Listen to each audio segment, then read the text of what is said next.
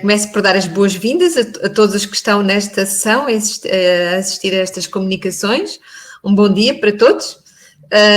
E aos que vão fazer as suas apresentações, desejo-vos aqui a maior sorte e que corra tudo bem.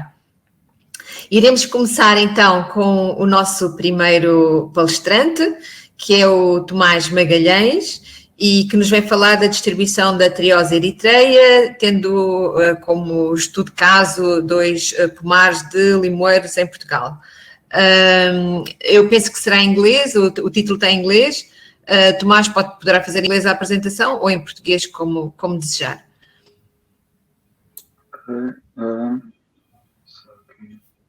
Acho que vou ter que partilhar com o ecrã inteiro, que não está a aparecer o PowerPoint. Depois eu passo para o PowerPoint.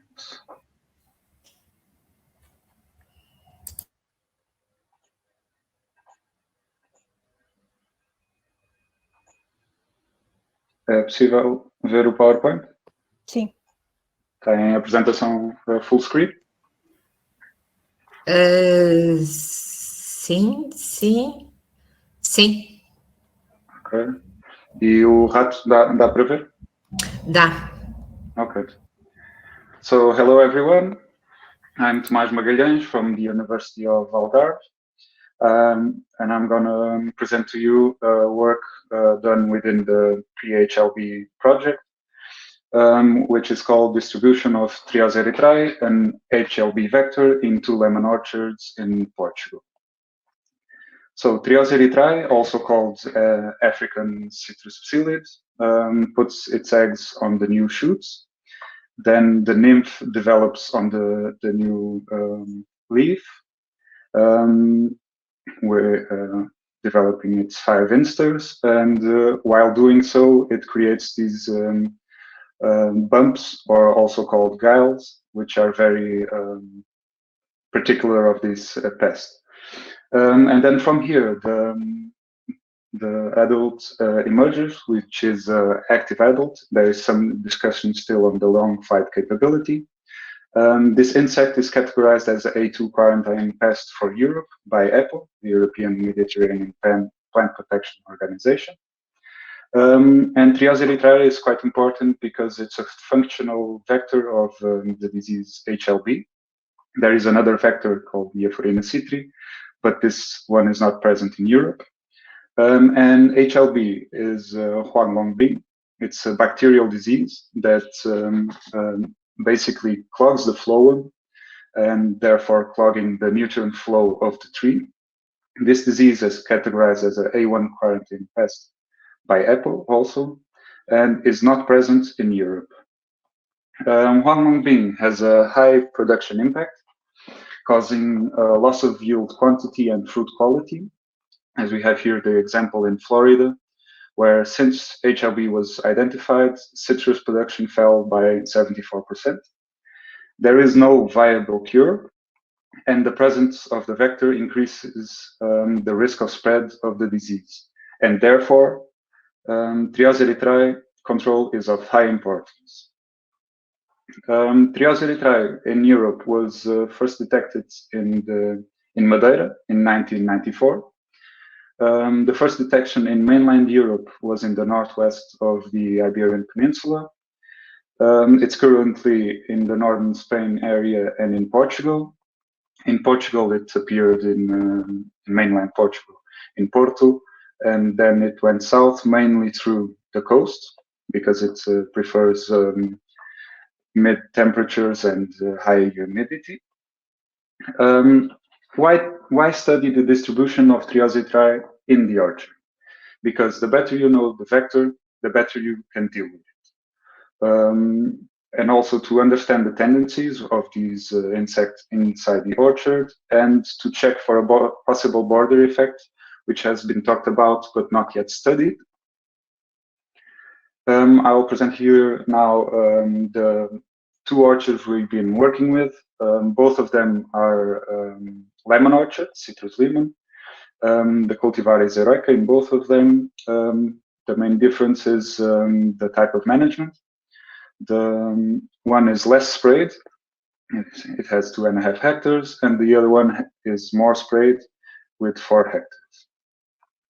What did we do in these orchards? We defined 16 sample points.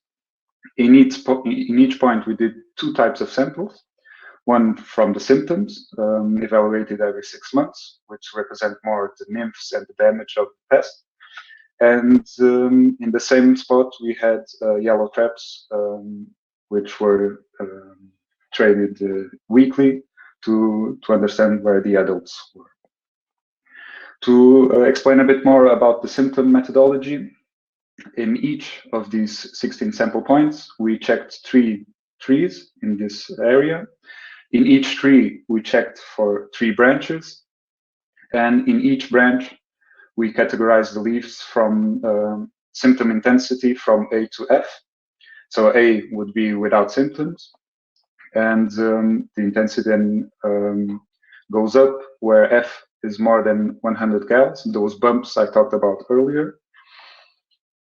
And here we have some of the results.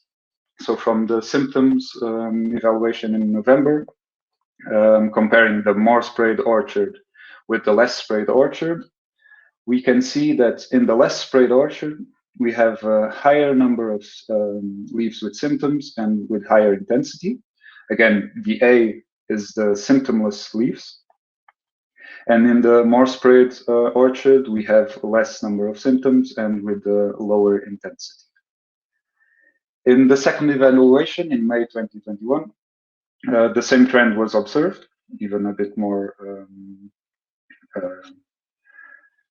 It was with a higher intensity and higher number of symptoms, and again, more sprayed orchard with less symptoms than the less sprayed. We also wanted to check the border effect, so we checked the differences between the interior part of the orchard, the intermediate, and the border.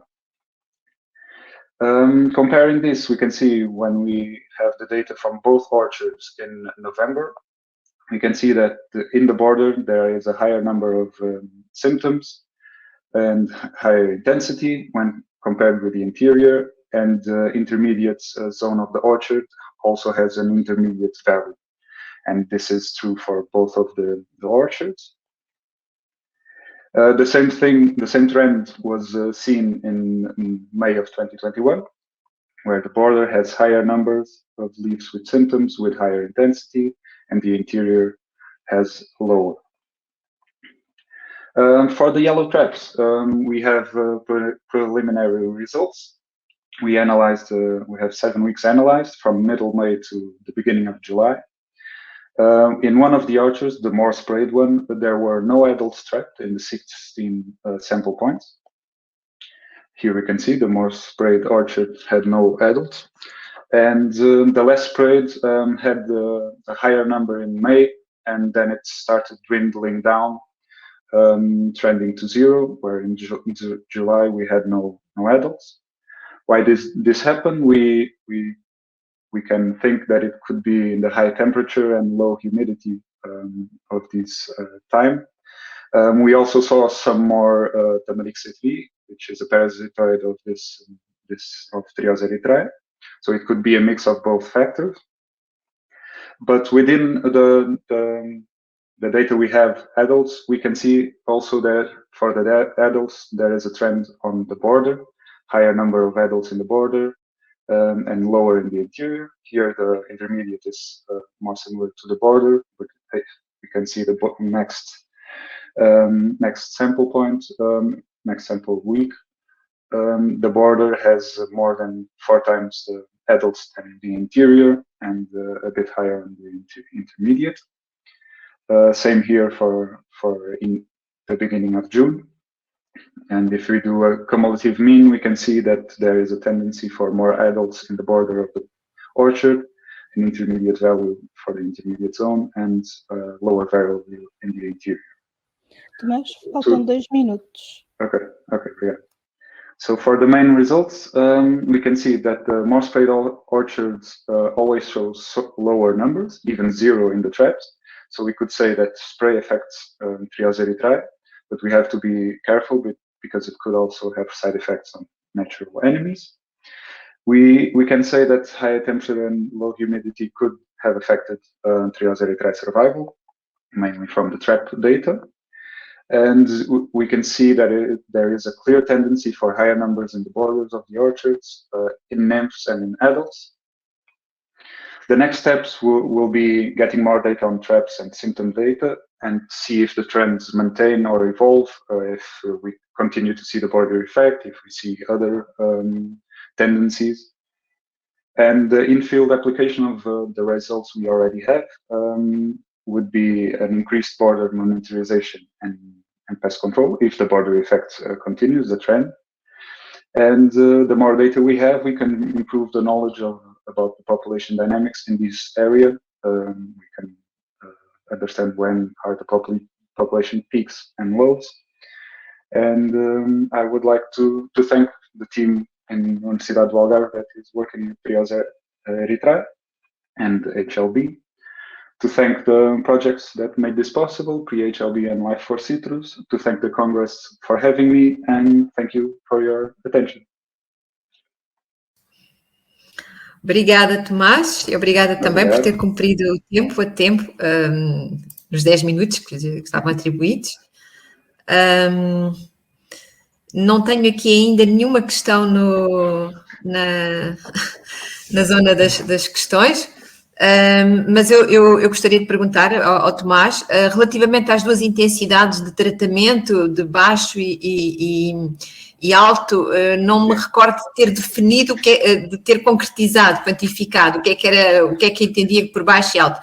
Será que nos podia adiantar um pouco mais quantos tratamentos por ano ou que tratamentos se aplicaram neste caso em concreto?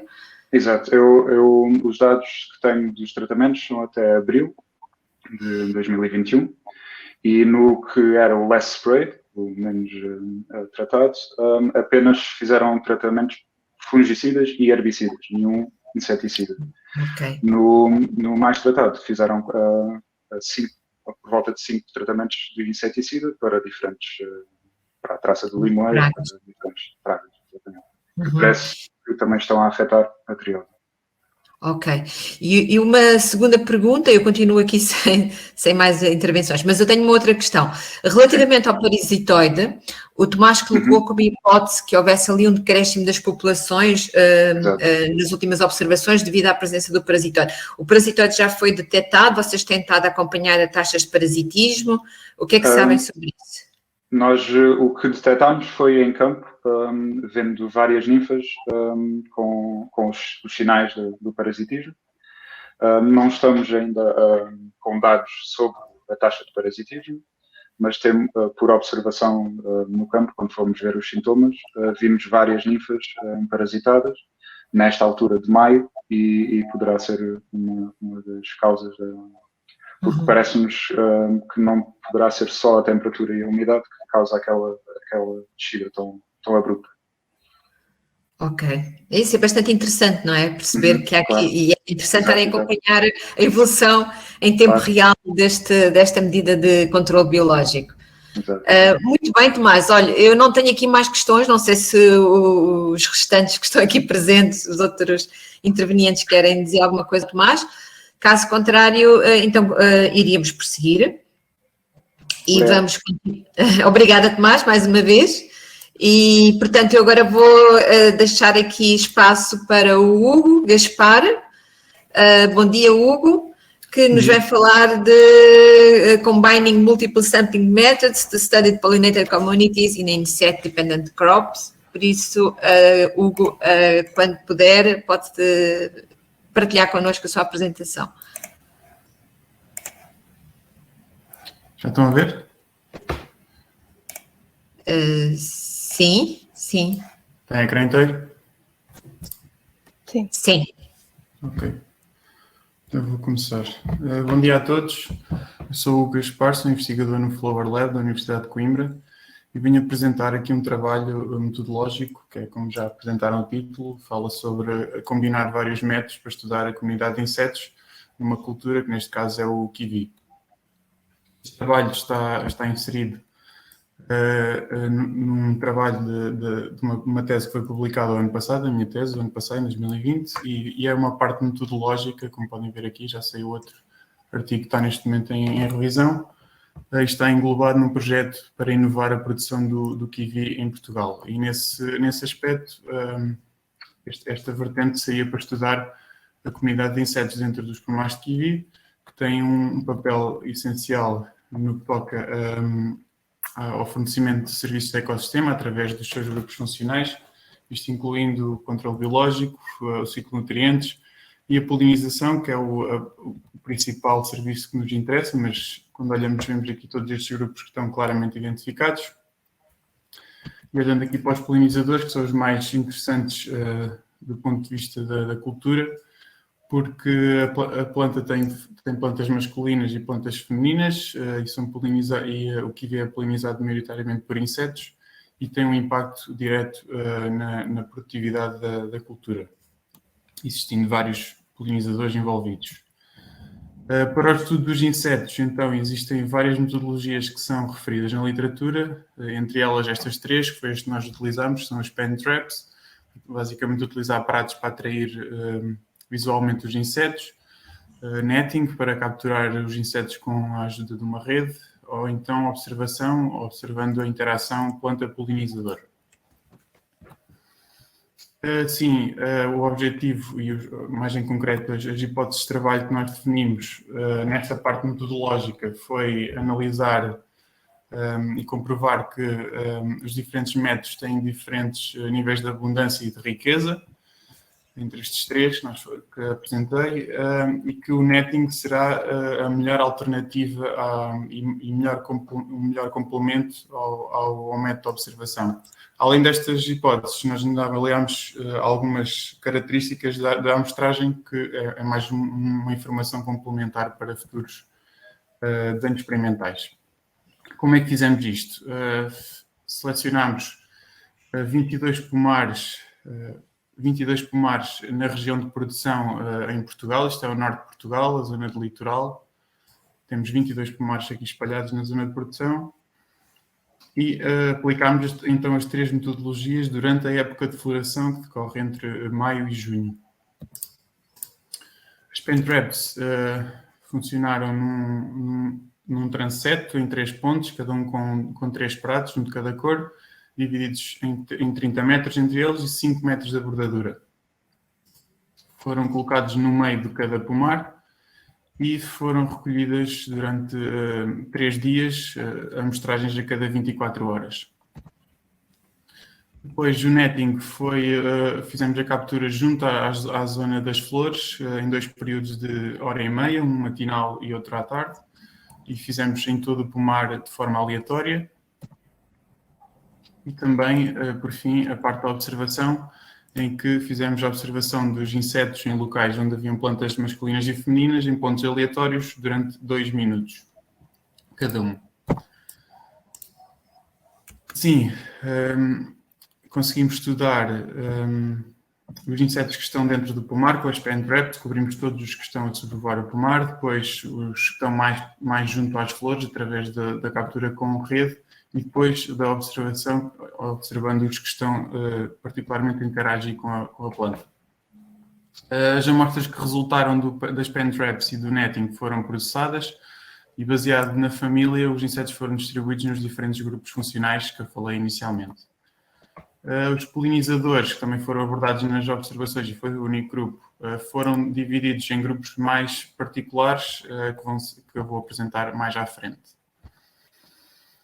Em relação aos resultados e na descrição da comunidade, nós já tivemos cerca de 27 mil indivíduos de insetos, grande parte deles vindos do netting, podemos ver aqui quase uma maioria, em comparação com os outros métodos. Em relação à diversidade, temos cerca de 113 famílias, maioritariamente representadas no netting, mais uma vez, e aqui também nas pen traps, sendo as observações o mais baixo, também só analisado os polinizadores.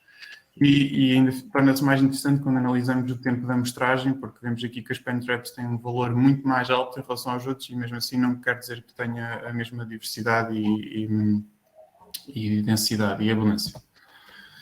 Em relação aos grupos funcionais que foram estudados no netting e nas pen traps, nós verificámos uma distribuição bastante previsível, uma vez que os grupos dos níveis tróficos mais baixos, como os herbívoros e os detritívoros, estavam em maior representatividade, tanto em abundância como em número de famílias. E havia uma grande semelhança nos dois métodos, podemos ver grandes semelhanças nas proporções. Os polinizadores representaram cerca de 10%, tanto a nível da abundância como do número de famílias. Em relação aos polinizadores em particular, então, estes grupos que definimos foi a abelha do mel e os bombos, que são, os bombos são, neste caso, o polinizador mais eficaz, e estes dois totalizam os que seriam expectáveis de serem mais representados, e depois temos outras abelhas, cirfídeos, temos aqui uma espécie de mosca que nos surgiu bastante e outros polinizadores. Aqui podemos comparar os três métodos, uma vez que a observação estudou os polinizadores. Quando olhamos aqui para os gráficos, vemos aqui, comprovamos a dominância dos grupos de abelhas, estão aqui a laranja, na maior parte dos métodos, em todos os métodos, apesar de vermos diferentes composições. Aqui vemos as pen traps beneficiaram polinizadores mais pequenos, que costumam estar as abelhas selvagens costumam ser mais pequenas do que os bombos ou as apis, e este método aqui teve essa diferença. E vemos que existe então a diferença, essa maior diferença das observações para as pen traps, e assim podemos concluir que o netting será a melhor alternativa, que é mais aproximada às proporções, não é tão enviesado pela metodologia, e vemos aqui o mesmo na riqueza de cada método. Além disto, fomos ver os efeitos particulares, alguma informação complementar sobre as metodologias. Fomos ver, comparar a época do dia, por exemplo, na observação e no netting. Vimos que os níveis de abundância de polinizadores decresceu de manhã para tarde. Seria expectável, vendo os alimentos que eles utilizam. O néctar pode estar mais disponível no início da manhã e depois à tarde perde um bocadinho o interesse e eles não surgem tanto. Depois analisámos também as cores das pen traps, temos as três cores aqui. Seria de esperar que os polinizadores em particular estivessem mais interessados pelas pen traps amarelas e as brancas, dadas as cores mais dominantes na nossa flora. E verificámos isso. Quando analisamos aqui para todos os insetos, vemos que as azuis foram as mais baixas, as amarelas foram tendencialmente mais altas. E quando olhamos para os polinizadores, as amarelas foram tendencialmente as mais baixas e as brancas tendencialmente mais altas. Depois analisámos a parte da distância da bordadura até ao centro do pomar, seria expectável decrescer devido ao efeito da bordadura. E verificámos isto apenas nos primeiros 2 pontos, estabilizando um bocadinho para o terceiro, tanto nos polinizadores como em todos os insetos. Hugo, 2 minutos. Obrigado. Em jeito de conclusão, toda esta análise metodológica deu para comprovar que, e depois na discussão nós compreendemos que se fizéssemos uma análise ainda mais profunda do que o nível da família, para os grupos todos, podemos tirar ainda dados mais interessantes e analisar de maneiras diferentes os dados que temos deste ponto de vista metodológico. Verificámos que o método de observação é melhor complementado pelo netting, porque tem uma comunidade de insetos mais semelhante entre os métodos do que as pen traps. E depois, com toda a informação que nós tiramos da atividade diária, das cores, da distância à margem, é mais uma informação complementar que acrescentamos à literatura para utilizarem em futuros desenhos experimentais em estudos de agroecológicos, e que era o objetivo desta parte do trabalho, uma vez que era uma parte pequena da tese que eu mencionei no início. É isto. Obrigado. Obrigada, Hugo, também por ter cumprido o tempo. Mais uma vez, esta sessão hoje está pouco participativa, não tenho aqui nenhuma questão para o Hugo nas questões. Eu faço aqui um apelo aos que estão a assistir a esta sessão, e são muitos, que coloquem as vossas questões na zona onde se colocam aqui os quiz, Q&A, por favor, para os palestrantes. Hugo, muitos parabéns pela sua apresentação. Eu particularmente gostei muito, achei-me bastante interessante, e acho que este tipo de estudos, isto é mais um comentário do que uma questão, talvez, mas é muito importante, porque do ponto de vista metodológico, não é? Para podermos aferir as melhores metodologias quando temos um objetivo de estudo, é realmente, verdadeiramente importante sabermos qual o melhor método para um determinado grupo taxonómico ou para um determinado objetivo que se tenha em questão. Eu penso que isso está muito para além do que fez, penso eu, mas não sei se tiveram alguma preocupação, isto agora já é uma pergunta, de estabelecer alguma relação entre estas avaliações de densidades relativas ao método de amostragem e a densidade absoluta das populações. Alguma maneira, ou sequer, não sei se pensou nisto, que possa estabelecer alguma relação com a densidade absoluta de alguns destes grupos taxonómicos que teve a estudar? Nós aqui, esta parte metodológica, nós capturamos só os insetos dentro dos pomares de kiwi. O interesse era só, não sei se está a perguntar se é para nós conseguirmos compreender as populações ainda fora dos pomares, é isso? Não, fora e dentro dos pomares, sim. Eu penso, talvez sim, eu penso que sim, mas esta parte aqui foi mesmo só para tentar perceber o que é que seria essencial dentro da cultura do kiwi, ou seja, nós como estávamos focados nos polinizadores, tentámos perceber, e esta informação, além dos polinizadores que são para o kiwi e que nós percebemos que nestes métodos conseguimos ver os polinizadores de kiwi desta maneira, os outros grupos que vão além podem até ser melhor estudados de outras metodologias, mas para o interesse do kiwi são estes que funcionam, prontos. Mas não quer dizer que isto aqui consiga ter os dados gerais para todo absolutos de todos os insetos. Era só para dar mais informação à literatura daquilo que é possível fazer para o kiwi e nos pomares de kiwi, direcionados para aí. Sim, obrigada, Duarte. Hugo, desculpa.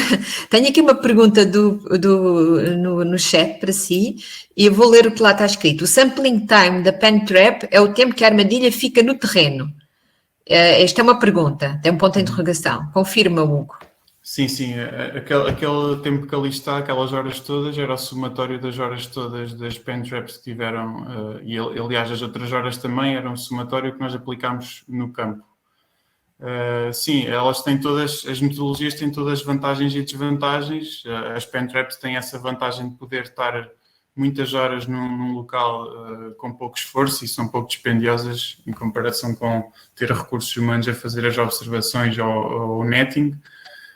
Mas quando fomos a analisar a comunidade, vemos que há ali um bias para as pen traps, porque as pen traps estão limitadas a atrair insetos e se calhar favorecem mais os insetos que estão junto ao solo, e nós vimos isso, em detrimento dos insetos que estão a polinizar os kiwis, neste caso, que eram os mais interessantes para nós, que têm flores a cerca de 2 metros de altura e que têm essa diferença, e que para outros estudos pode ser um importante, e continua a ser, de qualquer maneira, um acrescente, mas na hora de decidir os métodos, as pen traps cairiam neste momento para estudar os polinizadores de kiwi, porque têm o bias para os insetos que estão mais próximos do sol. Ok, mas isso não dependerá também da altura a que estão a pôr os pen traps? Sim. A altura do sol? Sim. Nós colocámos no sol porque tínhamos estes... Era a metodologia mais simples, não obrigava a estar a montar...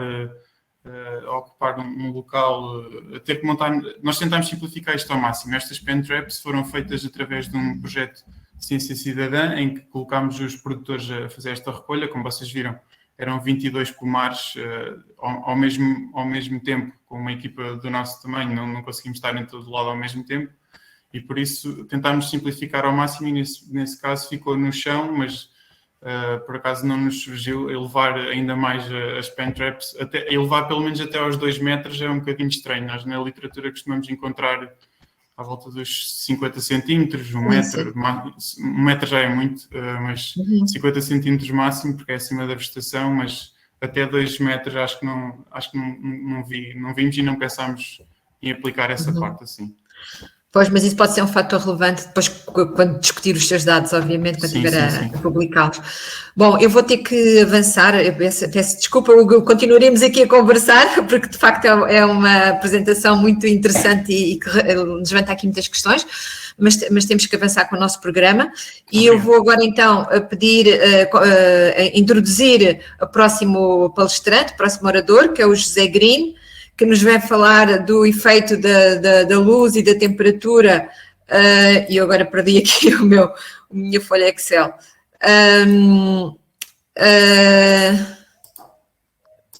Ok. No desenvolvimento dos ovários e na ovoposição de um cirfídeo. Portanto, José, não sei se neste momento já consegue partilhar o seu ecrã. Yo no entiendo portugués, por si acaso. José, pues puedes, neste momento, puedes partilhar con nosotros tu ecrã, tu presentación, por favor. Ya la puse, ¿se ve? Sí. Sí, vale, okay. Gracias. De nada, gracias a ti. Nada, pues, buenos días. É o microfone que ele tem que ativar. ¿Lo tengo apagado, el micrófono? Micro. Sí. Sí, está ativado, sí. Espérate, entonces, un momentito. Ay, que no sé dónde apreté. ¿Me escuchan ahora? Sí. Sí, te escuchamos. Vale, déjame presentar otra vez. Okay. Vale.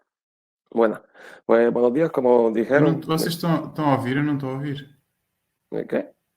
Estamos a ouvir, sim, estamos. Ok, eu tenho um problema meu, peço desculpa. No entiendo. ¿Sí? Te escuchamos, puedes continuar. Vale. Sí. Buenos días, mi nombre es José Renco, como mencionaron. Soy del Instituto del CIVIO, Universidad de Alicante, en España. Y hoy voy a estar hablando sobre mi trabajo que se llama Effect of Light and Temperature on the Development of Ovaries and Egg Laying in Euphorbia aeropedi. Esto es lo que vamos a estar discutiendo hoy. Una pequeña introducción. Actualmente el mecanismo para controlar las plagas en los cultivos sigue siendo el uso de pesticidas. Mundialmente, según el FAUSTAT, en el 2020 se utilizaron aproximadamente 4 millones de toneladas. En la Unión Europea, medio millón de toneladas. Y en España, aproximadamente 61.000 toneladas, siendo España el tercer país de la Unión Europea con mayor uso de esto.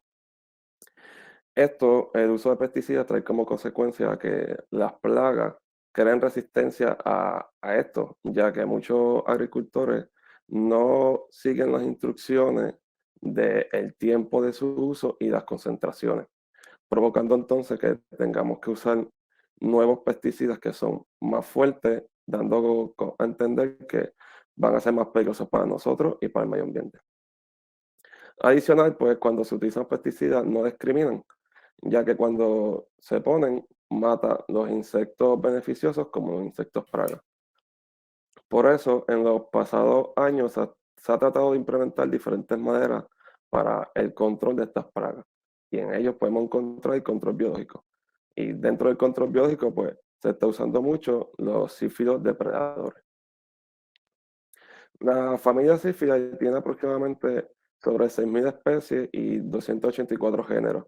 Y se encuentran distribuidas en las regiones de tropicales, neárticos y palotrópicos. Los adultos se alimentan de néctar y polen, siendo este último muy importante para madurar sexualmente. Y por ese motivo son buenos polinizadores. Un tercio de las larvas de los sífidos son depredadores. Principalmente se alimentan de áfidos, trípidos, coccidae, entre otras cosas. Actualmente, el sífido, como mencioné, se utiliza como control biológico. Pero estas 3 especies son las únicas que se utilizan comercialmente, que puedes comprarlas. Entre ellas encontramos a Ephesonia ropedi, el Priscifus valteatus y el Peodes corode, siendo este último el más reciente.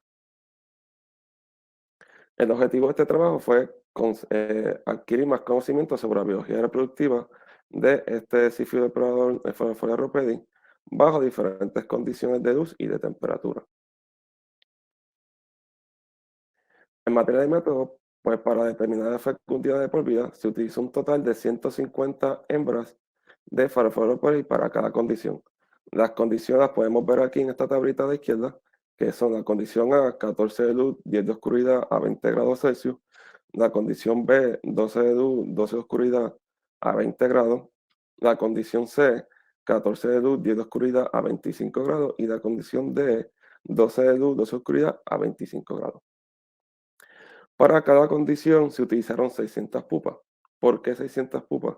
Porque al utilizar este número nos garantiza entonces el número de hembras que vamos a estar utilizando. Cuando emergen de la pupa, los adultos son distribuidos en 5 jaulas y en cada jaula están 30 hembras y 10 machos, como se pueden ver en el dibujito de aquí. Así fue la distribución que se hizo. Cada día se le añadía 4 hojas de cebada con 50 áfidos adultos como lugar de oposición. Y a las 24 horas se le removía para hacer un conteo de huevos y se le añadía otras hojitas nuevas. Y esto fue durante un periodo de 30 días. Esta fue la jaula que utilizamos, esta aquí a la izquierda. Adicional se le proveyó agua, polen y azúcar. En el medio pues está el patito Petri con las hojitas de cebada que tenía el pulgón, que era el lugar de oposición, y a las 24 horas se removía para poderlas verlas bajo el microscopio estereoscópico para hacer un conteo de los huevos. Para determinar la maduración de los ovarios, pues se utilizaron un total de 1.800 hembras y nuevamente se utilizaron 1.200 pupas para cada condición y es para poder garantizarnos el número de las hembras que nos utilizamos. Las condiciones son las mismas que las anteriores, que las que pueden ver aquí a la derecha. Y los adultos, cuando emergieron de la pupa, los adultos fueron divididos en 5 jaulas de tela, de la misma manera que la anterior, 30 hembras y 10 machos, para cada tratamiento.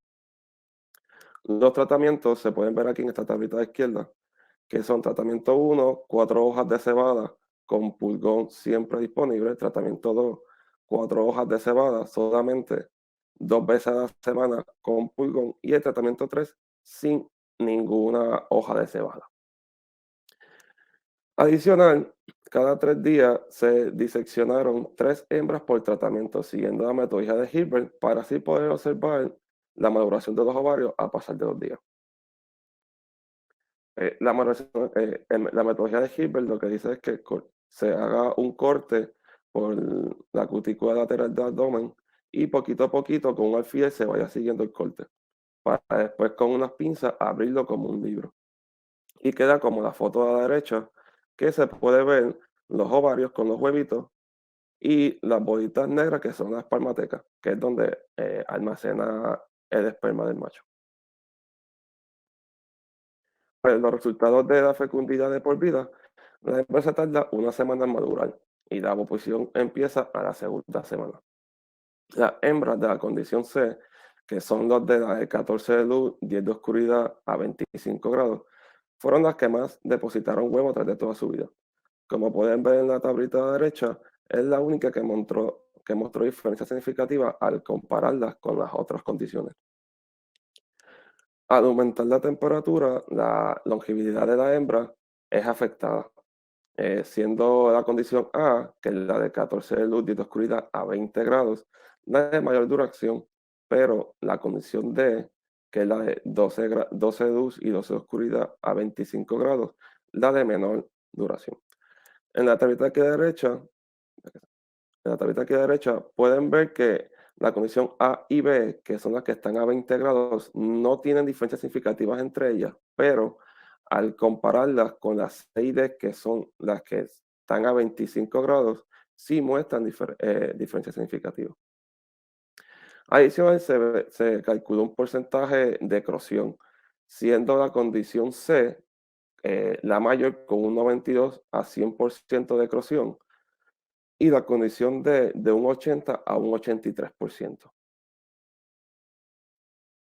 La maduración de los ovarios, pues una hembra completamente madura tiene un total de 21 ovariolas por ovario y cada ovariola está compuesta por 5 ovocitos y un ovocito maduro.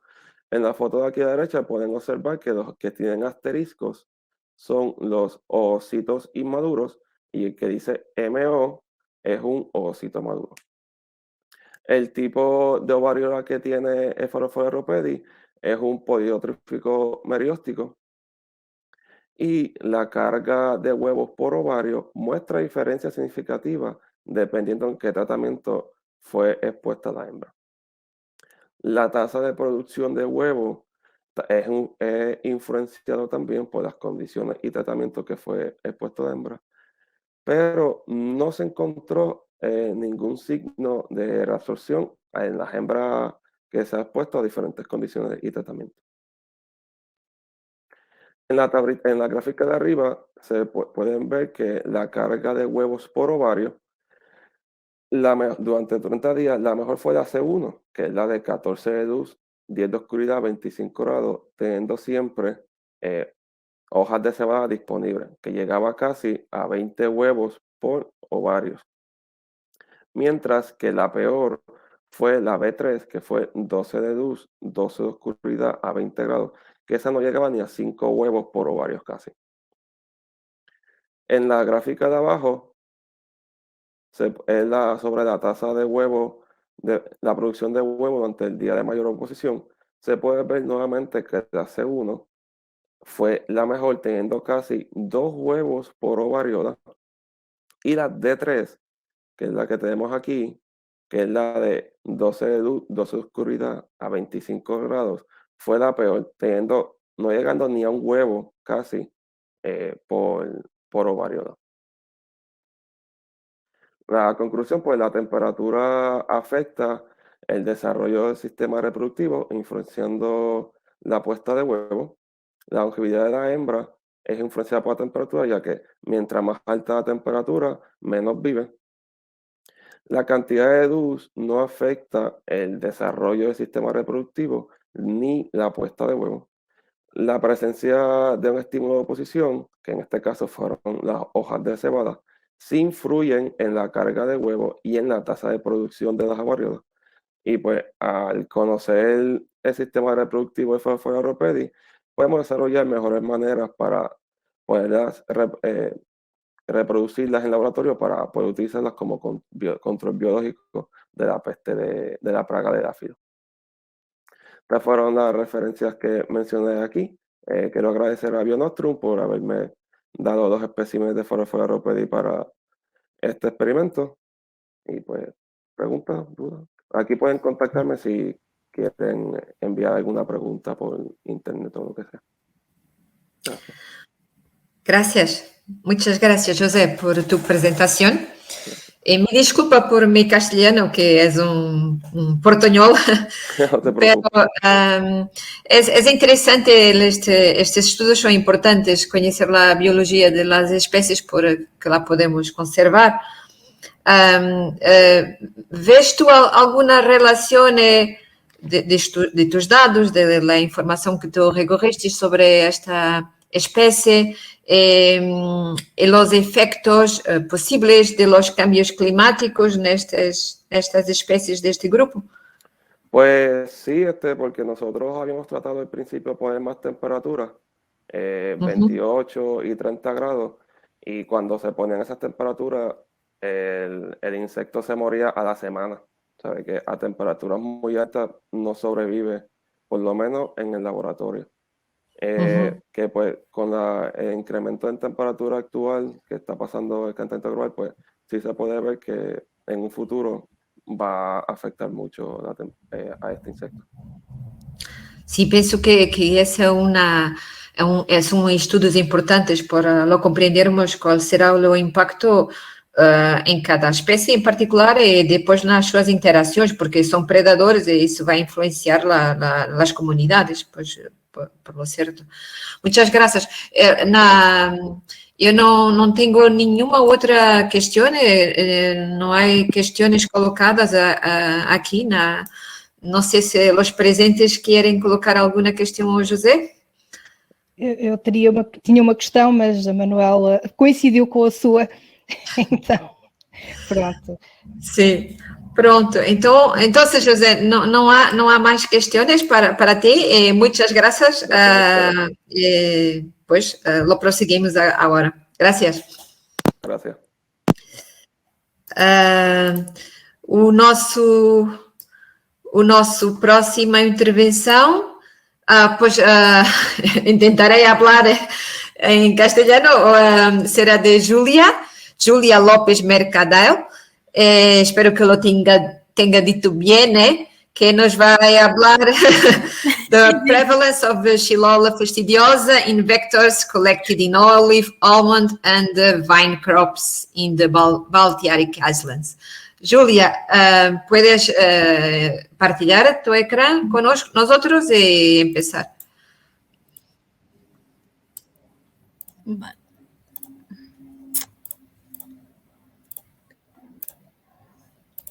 Ay, ahora sí.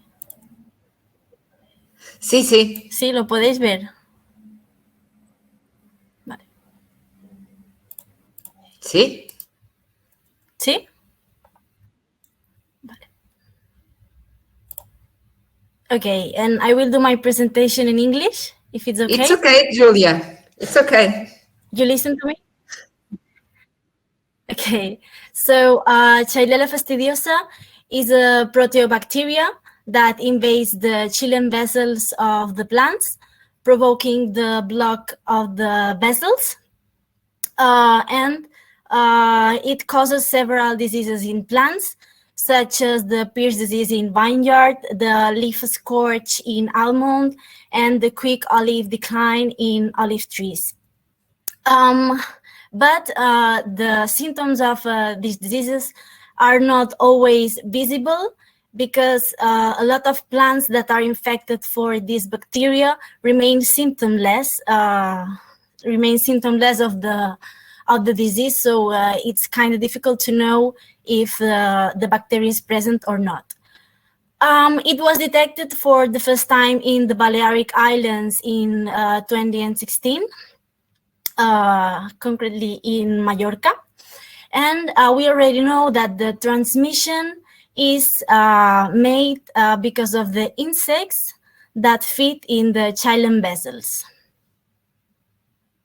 In Europe, the more abundant insect vectors that we have here are Philaenos spumarius and Neophilaenos campestris. Here in the Balearics, we have 3 different subspecies of Chilella fastidiosa: multiplex in Minorca, multiplex en fastidiosa in Mallorca, pauca in Ibiza, and for now in Formentera is free for the disease. About the insect vectors that I said, they remain as eggs during the winter. Then in the spring, when the cover vegetation arises, the nymphs emerge in the cover and develop as adults until May, more or less, late April, May. When the cover vegetation dries, the adults go to the tree canopies, in where is the risk of infection between the plants, because they feed on infected plants, and then they can infect more plants.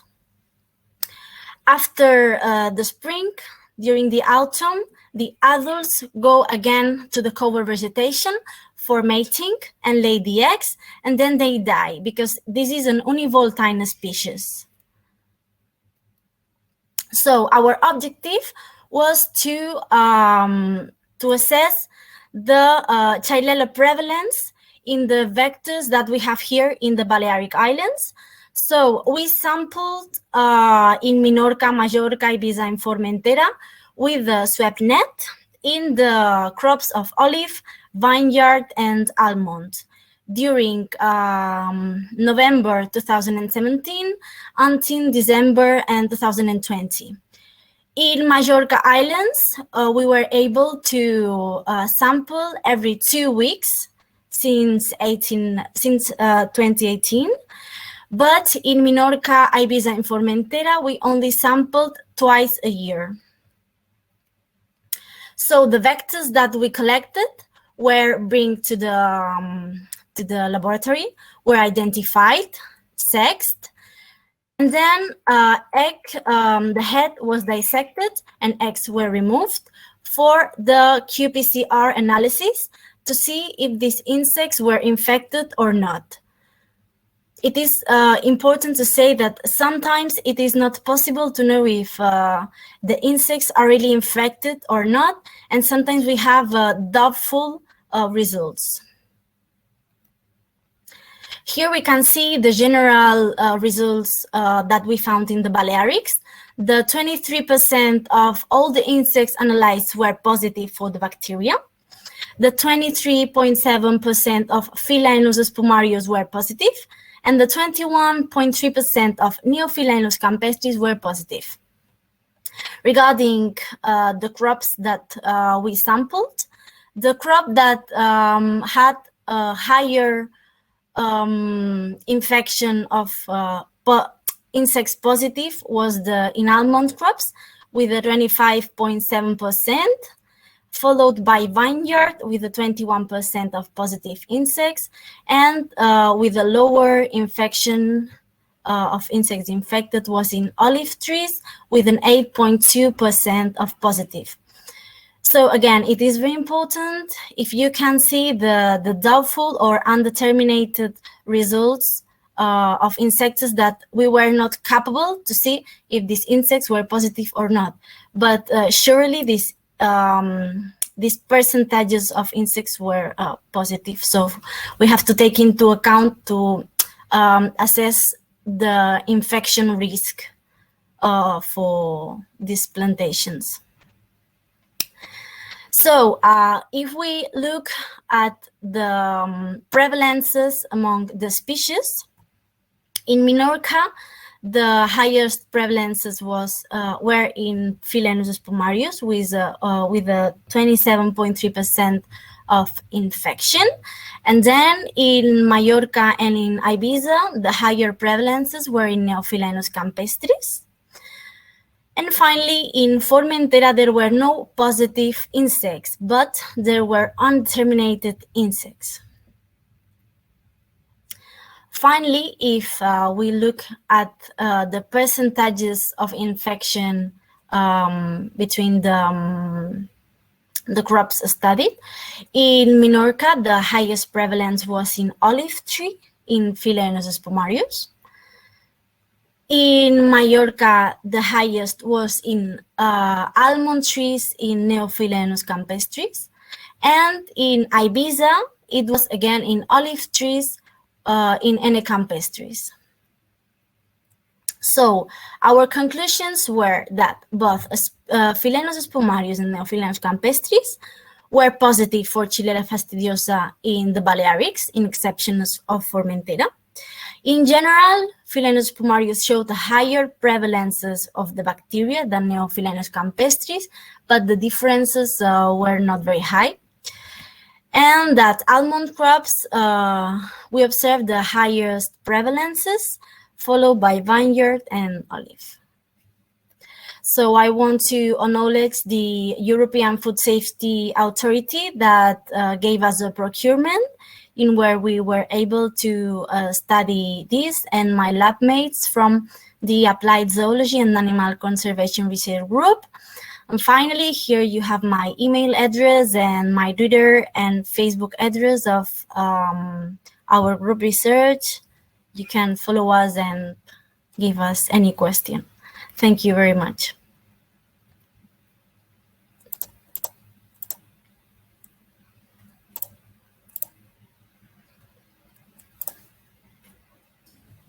Muchas gracias, Julia, por tu presentación. Muito interessante também. mucho actual por la importancia que la Xilela fastidiosa tiene por nosotros y por las culturas, varias culturas agrícolas, como tú has dicho. Tengo aquí algunas cuestiones. Do you know if the composition of underground vegetation affects the abundance of the studied species? I imagine it's about the Philaenos and Philaenos. No, the cover vegetation was very similar in all the crops studied in all the Balearic Islands, and there was no differences in the abundance. It's very similar. All the species are nearly the same. Okay. I also have a question for you. Besides the two species that you mentioned, were there any other species that were positive for the presence of Xilela, or just these two? No, we didn't find any other potential species. And so for now, we are only analyzing Philaenos spumarius and Neophilaenus campestris. Another question here is from Ana Lopes. How many replicates per inset or sample did you use for the key PCR? 3. 3? Okay. And okay, I think this is all the questions. Is this present only on the vector saliva? This is a question from David Canário. When the insect feeds on on an infected plant, the bacterium remains in the mouth parts, not in the saliva. It's in the mouth parts. They have the cibarium and the precibarium, that are the bombs that suck the Xilela from the xylema, and the bacteria adheres into the walls of the mouth parts, and they replicate inside it. Okay, and another question: this is a question. There are no other Afrophoridae species in the vegetation cover or canopies? I haven't found it. I haven't found them. I just found the Philaenos and Neophilaenus. Okay. A comment, just a recent comment. Magnífico trabajo. Parabéns. Y una cuestión. Este comentario es de Josué de la Puente. ¿Son ambos sexos vectores? Y si lo son, ¿hay diferencias sexuales?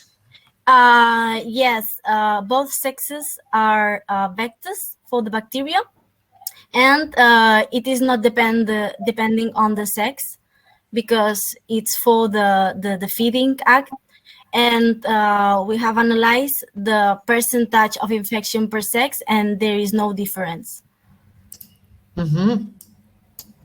Gracias. Penso que has respondido muy bien a todas las cuestiones.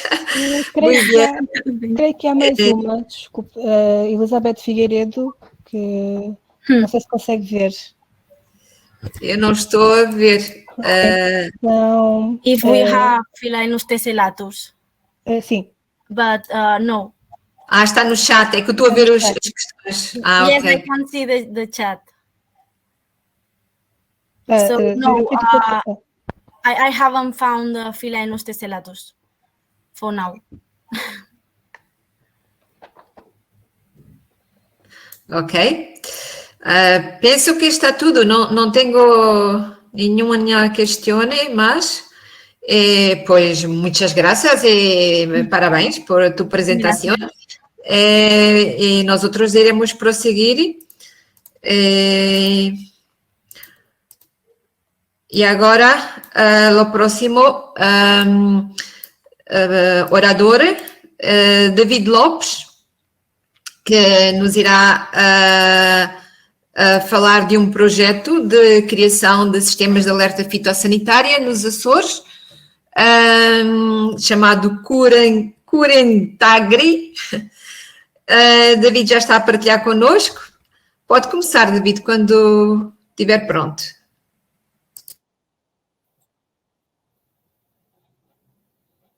Eu suponho que já estão todos a ver portanto, os slides, não? Suponho. Bom dia a todos, antes de mais.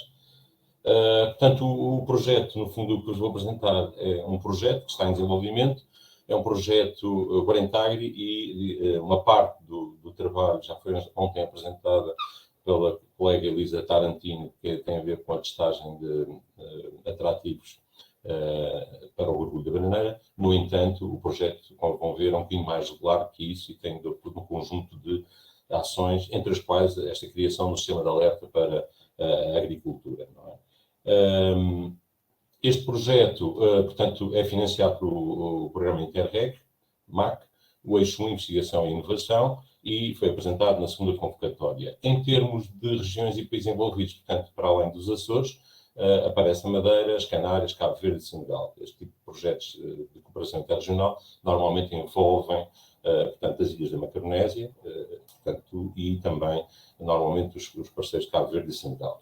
Em termos de parceiros, portanto, já adiantei um bocadinho, quem lidera o projeto é as Canárias, através do GMR Canárias. Depois temos como parceiros, 2 parceiros na Madeira, um parceiro nos Açores, desenvolvido por 2 entidades, e 3 parceiros em Cabo Verde, entre os quais a Universidade de Cabo Verde também, na Madeira, a Universidade da Madeira, e depois também um parceiro no Senegal.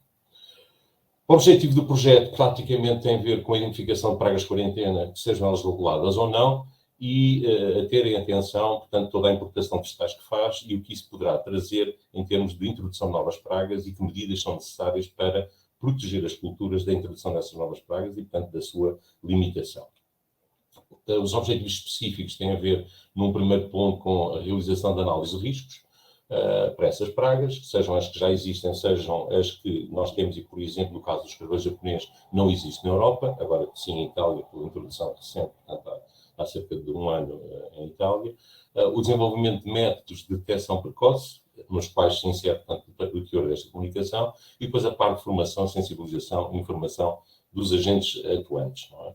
Portanto, dentro dessas atividades, tem um conjunto, um trabalho que é feito em todas as regiões que tem a ver com a identificação de sistemas de detecção e monitorização adequados para essas pragas, portanto, que poderão ser introduzidas ou que estão presentes, e são importantes. Dentro, digamos, do estudo dessas pragas está previsto, portanto, o desenvolvimento de novos métodos de detecção. Esses novos métodos de detecção normalmente assentam muito em ensaios de laboratório e ensaios de campo, como podem ver aqui algumas fotografias, e a ideia é estabelecer essa rede de alerta que permita, num conjunto de culturas, no caso dos Açores, portanto, abrange aqui um conjunto de pragas-chave destas culturas, banana, oliveira, pastagem, batata, morango, citrinos, castanha, maçã, de modo a poder avisar o agricultor quando há variações nas populações, flutuações populacionais dessas pragas. Temos em atenção, de facto, a detecção de pragas que possam estar em risco de serem introduzidas, e, portanto, da lista inicial que aparece aqui, a psila africana de citrinos atriosa, que nós não temos, a Xylella fastidiosa, a traça, a Tessia solinivora, a vespa das galhas, a mosca oriental, portanto, a Bratocera dorsalis. De todas estas, desde o desenvolvimento inicial do projeto, já foi detectado uma, portanto, digamos, devido aos trabalhos do projeto de atividades em instrução e desenvolvimento, foi possível identificar a introdução recente, este ano, desta vespa das galhas numa zona localizada e, portanto, houve todo um processo, de acordo com o trabalho previsto no projeto, de detecção, informação e análise de risco e provavelmente avaliação, neste caso, porque já existe um plano de contingência nacional para resolver ou tentar resolver esse problema o mais rápido possível, porque limitem muito, quase em 100%, a produção de castanha. Depois, em relação às pragas introduzidas, a nossa ação desenvolve-se, no caso dos Açores, por 3 ilhas, em que nós temos um conjunto de redes de monitorização que levam, portanto, à monitorização quinzenal de todas estas pragas. O japonês, portanto, a drosófila, a Bactrocera, a Psyllia splendana, a Psyllia palmonella, a mosca do Mediterrâneo e o orgulho da bananeira. Essas atividades a executar, portanto, começaram por montagem de estações meteorológicas e registros climáticos. Está a ser desenvolvida esta componente de modelação e previsão do aparecimento dos problemas, principais problemas fitossanitários, com toda a informação disponível na web, quer seja do projeto, quer seja na plataforma, já vou falar, e a ideia é avançarmos, e estamos a avançar rapidamente, estamos muito perto de começar a emissão de avisos agrícolas via SMS e via mail para os produtores. Portanto, isso envolve o desenvolvimento de uma parceria com uma empresa, que é neste caso Impact Wave, que levou à criação de uma plataforma onde, digamos, são inseridas por todas as ilhas que nós fazemos, portanto, toda a rede de monitorização está inserida nesta plataforma e, portanto, os dados estão disponíveis online, com acesso, como é óbvio, ainda não é público, portanto, ainda é condicionado porque está numa fase de experimentação, mas a ideia é pôr esse acesso público a todos os que possam estar interessados nesta informação e, portanto, o próprio agricultor, os próprios técnicos das diferentes ilhas, ou da própria ilha, ou da diferente cultura, portanto, se o agricultor tiver uma cultura e quer saber o que é que está a passar em termos das pragas-chave dessa cultura, ter essa informação disponível. Essa plataforma leva, digamos, a um conjunto de registros que aparecem, distribuídos, vocês veem do lado esquerdo do menu, um conjunto de pontos que estão a ser desenvolvidos, portanto, ainda tem aqui alguns erros que estamos a tentar resolver, com a colocação das armadilhas, tipo de armadilhas, das diferentes culturas, dos diferentes locais, etc., etc., com as referências, respectivas referências geográficas, para ser fácil de identificar. Em termos de output, o que se pretende, portanto, vem aqui do lado esquerdo, mais ou menos, portanto, uma descrição do conteúdo, e do lado direito, aquele output que se pretende que esteja disponível. Portanto, a questão da flutuação, por exemplo, neste caso, de uma praga numa determinada situação, neste caso, eu suponho que é da drosófila, a sua evolução neste local, deste produtor, portanto, neste caso, na Ilha de São Miguel. É esta a informação que se pretende e é esta a informação que se disponibiliza. Ao mesmo tempo, isso já começaram, portanto, vocês têm aqui um exemplo de uma folha de resumo do ano 2020, há 3 anos esta parte, há 2 anos esta parte, estamos a desenvolver um conjunto de elaborações de folhas quinzenais baseadas na monitorização de campo, que nos permite dar a conhecer quer ao produtor aos produtores envolvidos e produtores com essa cultura nas 3 ilhas, quer aos técnicos dos serviços oficiais, qual é essa evolução e, portanto, algumas particularidades em relação às diferentes pragas. Isto para a bananeira. Temos também, por exemplo, aqui em relação à oliveira, não é? Em que também temos essa informação disponível, neste caso para a ilha terceira, e com a evolução e já dados, portanto, deste ano. Em relação também portanto, ao puxado da castanha, portanto, tudo, como vos disse, pragas-chave de culturas que têm alguma importância económica, alguma maior ou menor, para a nossa região. Em relação também, portanto, à pastagem, com um suporte bastante importante, no caso da pastagem, para 2 pragas. Uma mais conhecida, a lagarta da pastagem, com alguns trabalhos feitos, e outra mais recente, com populações relativamente elevadas, que tem a ver com a Cephaloptera litoralis, que tem sido, digamos, confundida pelo próprio agricultor, mas que causa prejuízos avultados em termos de consumos e pelas densidades populacionais que atinge. Em relação à batata, também, portanto, para além daquela que ainda não foi introduzida, até ser embora, estamos a fazer uma monitorização desta, do meio ao percoela, que também é importante, quer no campo, quer no armazém. Em relação à drosófila, que os mostrei também em termos de plataforma, portanto, estes dados são recolhidos e são introduzidos.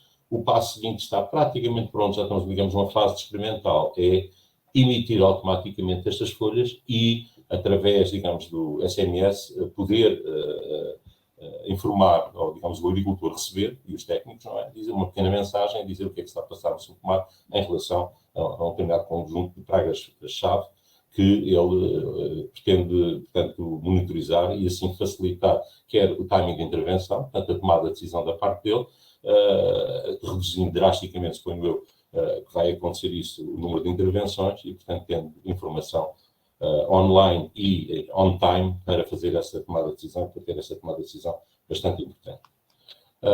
O mesmo em relação, portanto, à amostra do Mediterrâneo e, como vos disse, portanto, paralelamente, portanto, temos um conjunto de ensaios de novos dispositivos para a atração, para quê? Para indicar quais são os dispositivos e, portanto, de certo modo, mudar um bocadinho a mentalidade do agricultor no sentido de deixar a aplicação, portanto, de pesticidas e a luta química e enveredar mais pela luta biotécnica ou outros meios, como seja a luta biológica. Não é? A luta biotécnica é bastante importante, é bastante atrativa e fácil de ter a adesão dos agricultores, porque eles gostam de ver o conteúdo que cai nas armadilhas e, portanto, ter uma ideia do que é que se está a passar no pomar. E, portanto, é a nossa missão, também um dos objetivos do projeto, em termos de atividades a executar, o ensaio de diferentes dispositivos que existem no mercado disponíveis e possam ser utilizados pelo agricultor e, claro, é a nossa missão tentar determinar qual o mais eficaz. Fizemos isso na apresentação que a Elisa Tarantino fez ontem em relação ao grugulho da bananeira, mostra aqui o exemplo em relação à mosca do Mediterrâneo e também mais um exemplo em relação à Drosophila Suzuki. David, atenção ao tempo, atingiu os 10 minutos. Eu sei. Portanto, vou mesmo a acabar. A outra componente que não se liga com esta rede de alerta tem a ver com a realização de cursos e a formação, quer de técnicos, quer de pessoal ligado ao setor, no âmbito da importância e da necessidade de avaliar o perigo de introdução destas novas pragas e que poderia ser evitada, por exemplo, a introdução da vespa das galhas, que aconteceu por desconhecimento dos viveiristas da sua presença e importação de plantas infectadas do continente. Nada mais a dizer, muito obrigado pela vossa atenção, peço desculpa se excedi um bocadinho o tempo, cerca de 20 segundos, e muito obrigado à organização pelo convite.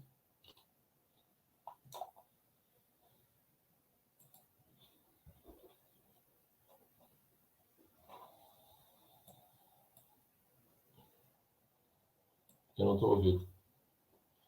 Não estou. Está sem som, suponho eu. Sim, eu também não estou a ouvir. Estão todos sem som. Peço desculpa, estava sem som, sim. Peço desculpa. Estava a agradecer. Muito obrigada, David, pela apresentação. Acho este trabalho igualmente interessante. Todas as comunicações desta manhã têm sido, na minha opinião, muito em diferentes perspectivas, mas todas elas de grande relevância. E neste caso, que é de monitorização não só de espécies invasoras, como de espécies já estabelecidas ou que poderão vir a estar, e sobretudo a questão também da extensão, não é? De envolver os proprietários nestas ações, acho bastante motivador e bastante relevante. Eu tenho uma questão, David, eu de momento não vejo aqui nada colocado no espaço das questões, mas este esforço enorme de monitorização, de colocação das armadilhas, todos estes dados que estão disponíveis na plataforma, tudo isto é recolhido por vocês, pelo vosso projeto?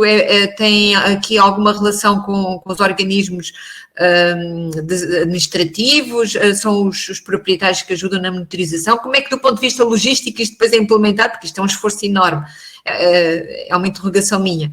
Sim, do ponto de vista logístico, portanto, nós temos, aliás, aparecem com autores desta comunicação os técnicos ligados aos serviços oficiais. É impossível, não é? Estando eu na terceira, fazer a monitorização em São Miguel ou em São Jorge, não é? Portanto, há aqui uma colaboração com a Secretaria Regional de Agricultura e Desenvolvimento Rural e há uma colaboração também com as associações de produtores.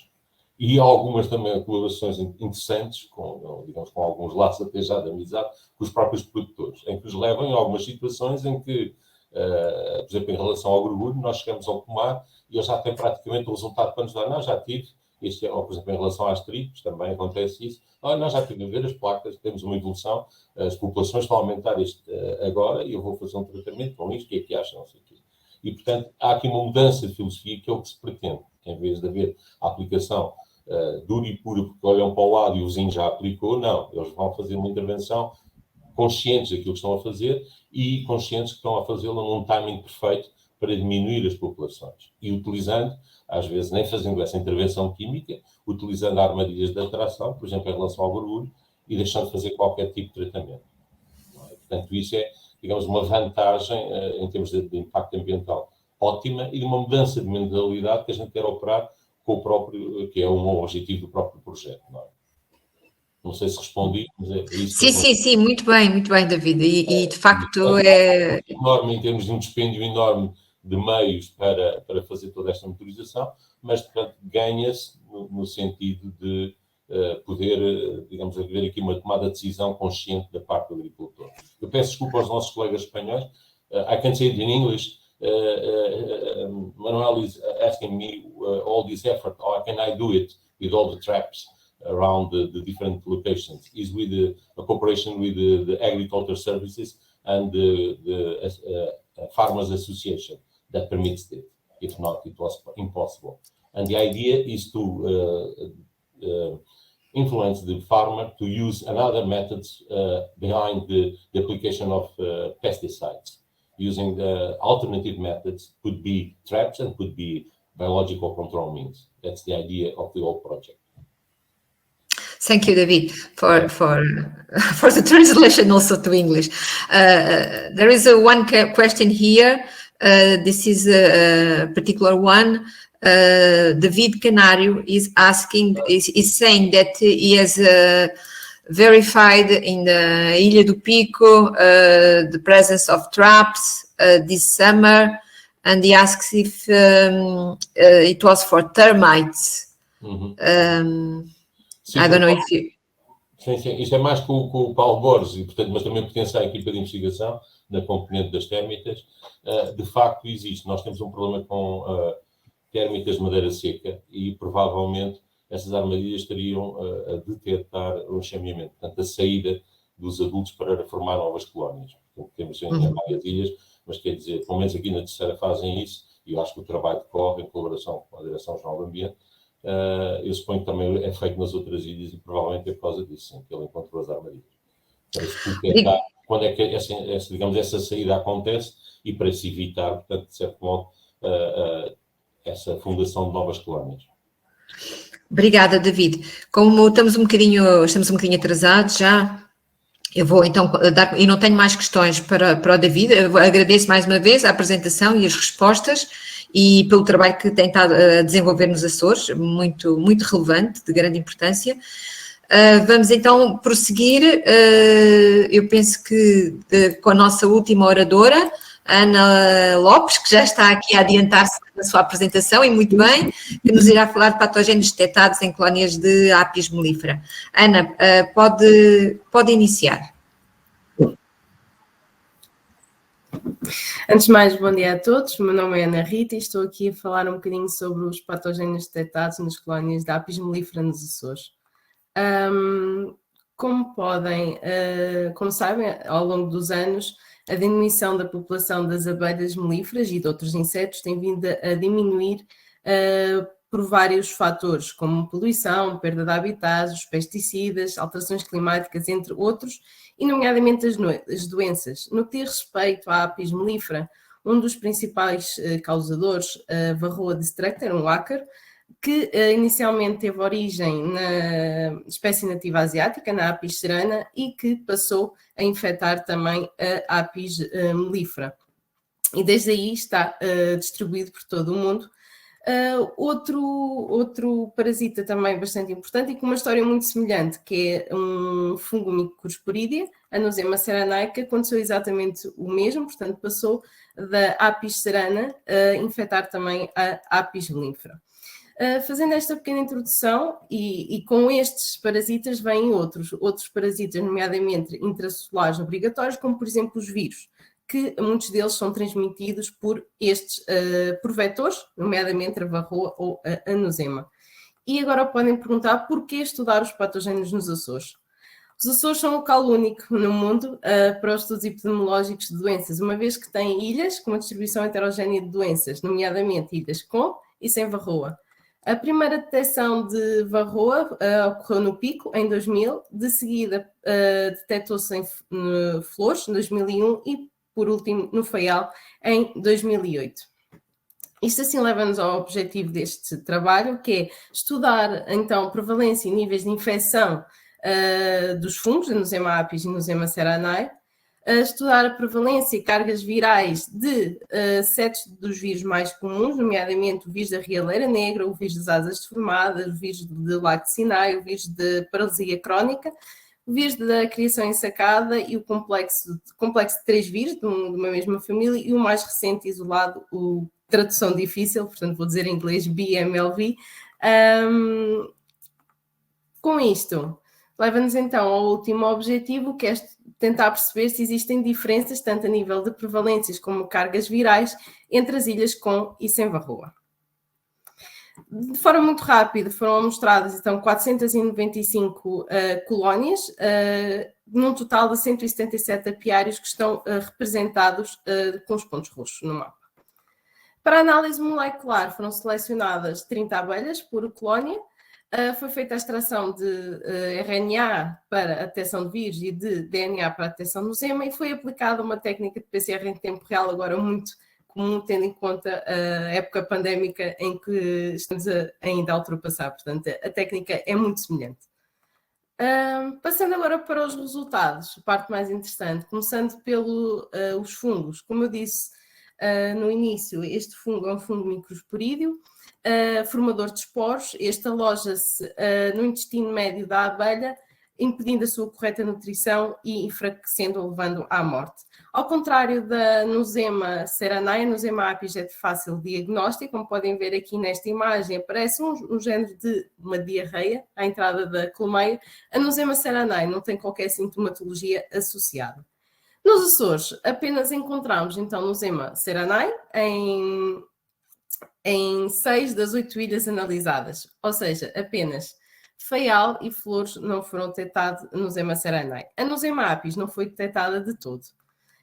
No que diz respeito às prevalências, Pico apresenta a maior prevalência, com cerca de 43,7% das amostras positivas, seguida de São Jorge e Terceira.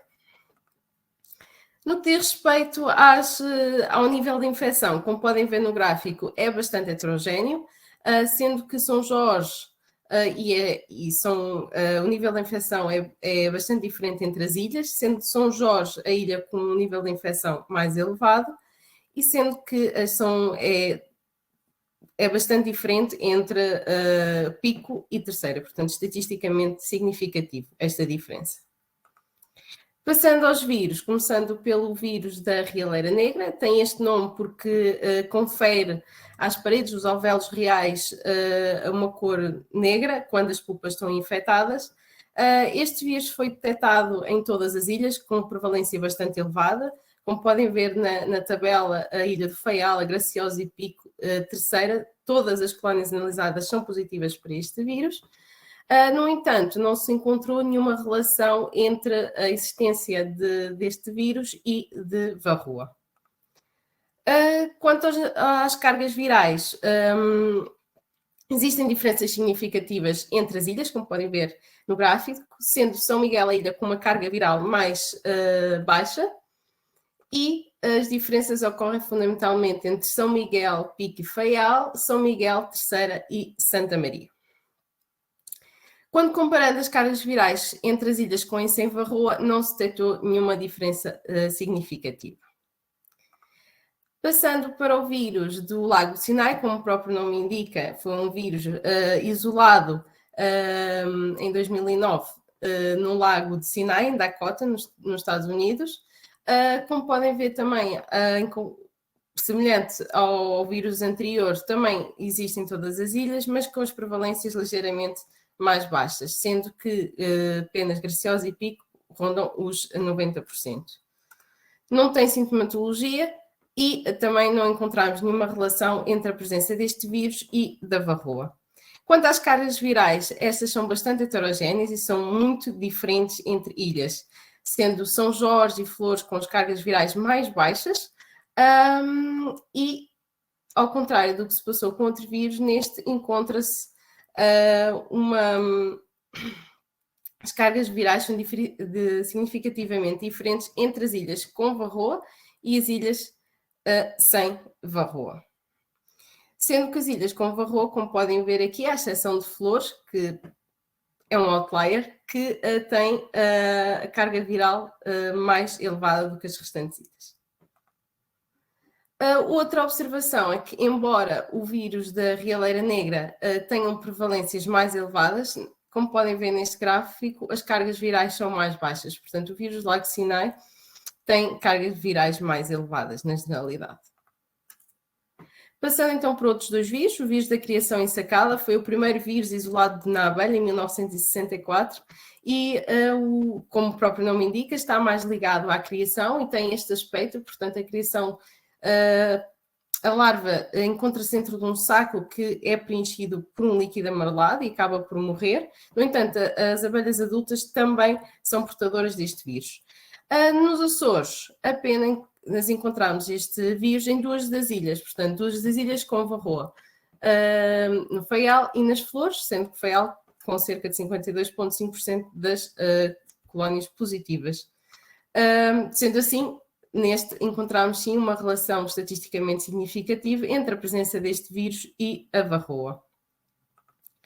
Outro vírus também, que é o vírus da paralisia crónica, portanto provoca uma paralisia na abelha, tremores, e fica com este aspecto, como podem ver aqui na figura, bastante mais negra e sem pelos no abdômen. Este vírus é um bom indício, ou um indício fácil para os apicultores, é a existência de um amontoado de abelhas mortas à entrada da colmeia. Pode indicar a presença deste vírus. Nos Açores foram encontrados em 5 ilhas, com prevalências bastante distintas, sendo a mais elevada no Faial. Também foi encontrado uma relação entre a presença deste vírus e também a presença do ácaro varroa. No que diz respeito às cargas virais, tanto para o vírus da criação ensacada como para o vírus da paralisia crónica, não foram encontradas quaisquer diferenças significativas. Passando por um vírus mais comum... Ana, atenção ao tempo, por favor. Sim, já estou a terminar. Okay. Passando por um vírus mais comum, o vírus das asas deformadas, como podem ver na figura, a sintomatologia está relacionada com isso, portanto, as abelhas nascem com as asas deformadas e morrem poucos dias após emergir. Este vírus tem uma estreita relação com o ácaro varroa, visto que a varroa é um vetor de transmissão. Nos Açores, em termos de prevalência, temos 2 ilhas que não foi detectada, portanto, São Jorge e Terceira são livres deste vírus, sendo Flores com a maior prevalência de 82,8%. E, claro, foi encontrada, então, a relação entre este vetor, varroa, e este vírus. Terminando, então, com as cargas virais. Para este vírus não se detectou qualquer diferença entre as ilhas, nem entre ilhas com e sem varroa. Ainda se procuraram mais 2 vírus ou conjuntos, no entanto, não foi detectado nenhum destes em qualquer das ilhas estudadas. Para terminar, então, este estudo mostra que os Açores são um local privilegiado para a apicultura, com várias ilhas livres dos principais patógenos que afligem a abelha melífera no mundo. Temos ilhas sem varroa, ilhas sem Nosema ceranae, sem o vírus das asas deformadas, sem o vírus da criação ensacada, sem Nosema apis e sem o BMLV e o complexo de 3 vírus, ou o WACI. À exceção do vírus do Lago de Sinai, as diferenças entre as cargas virais não se mostraram ser significativas, nem entre as ilhas com e sem varroa. Foram então encontradas 3 relações, uma já bem descrita, entre a varroa e o vírus das asas deformadas. As outras 2 existem estudos que apontam nesse sentido, outros que nem tanto. Assim, os Açores mostra ser um sítio único, pois permite então, por exemplo, a criação de rainhas livres de várias doenças e, para além disso, também a produção de mel livre de acaricidas. Obrigada, espero que tenham gostado.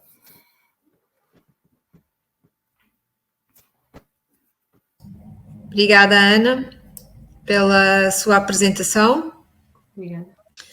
E igualmente interessante como as outras. Eu estou particularmente aqui muito contente, feliz de ver tantos jovens aqui, oradores, a exporem os vossos trabalhos e ver o vosso empenho nestes temas relacionados com a entomologia agrícola e florestal, e todos eles muito interessantes e muito motivadores. Ana, pode parar de partilhar? Eu não estou a ver... Já está.